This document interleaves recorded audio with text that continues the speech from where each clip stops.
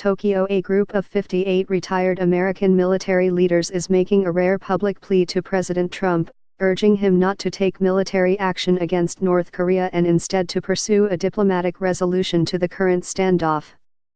As North Korea has demonstrated its increasing technical abilities, including the capacity to send a missile anywhere in the United States, Trump and some of his top aides have suggested that a military strike on North Korea might be the solution. North Korean leader Kim Jong-un vowed to win victory in the showdown with the United States, state media reported Wednesday. Dozens of retired military leaders from across the services are writing to Trump to urge him not to start a conflict with North Korea, and instead to choose diplomacy. The current approach taken by the United States is failing to stop North Korea from developing its nuclear and missile technology, states the letter, which will be sent to the White House on Wednesday. The United States must initiate and lead an aggressive, urgent diplomatic effort to freeze North Korean nuclear and missile development and reduce regional tensions. Military action would result in hundreds of thousands of casualties in South Korea, putting the lives of more than 150,000 Americans there at risk, and the United States would be drawn into a preventable war, the letter says. Military options must not be the preferred course of action, it continues. Full text below. The 58 retired admirals and generals who signed the letter were motivated by the deteriorating situation in North Korea, said Michael E.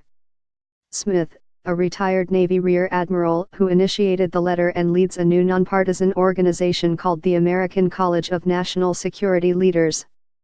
We felt we had a moral obligation to share our concerns with the President, Smith said. It is clear that more can be done, and we are urging the President to explore every possible diplomatic option before it is too late and we find ourselves in a dangerous and preventable war. The fact that former military leaders were prepared to come out publicly on such a sensitive issue shows how strongly they feel about it, said Tomzi Kalina, Director of Policy at the Plowshares Fund, a nonprofit organization that advocates for nuclear disarmament. Plowshares is working with the American College of National Security Leaders to promote a diplomatic solution to the crisis in North Korea. It is very difficult to get senior officers to speak out on an issue like this where troops could soon be sent into action, Kalina said. This is very sensitive. The Trump administration is continuing to send mixed signals to North Korea. Right now is the best chance to avoid conflict with North Korea, but time is running out, H.R. McMaster, Trump's national security advisor, said at a British think tank Tuesday. But even as McMaster was speaking in London, Secretary of State Rex Tillerson said that the Trump administration wants talks.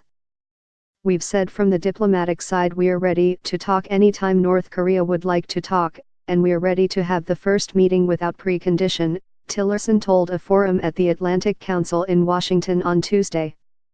Joseph Yun, the State Department's envoy on North Korea policy, is in Tokyo and Bangkok this week for talks with government officials about ways to strengthen the pressure campaign against North Korea after its latest ballistic missile test, the State Department said.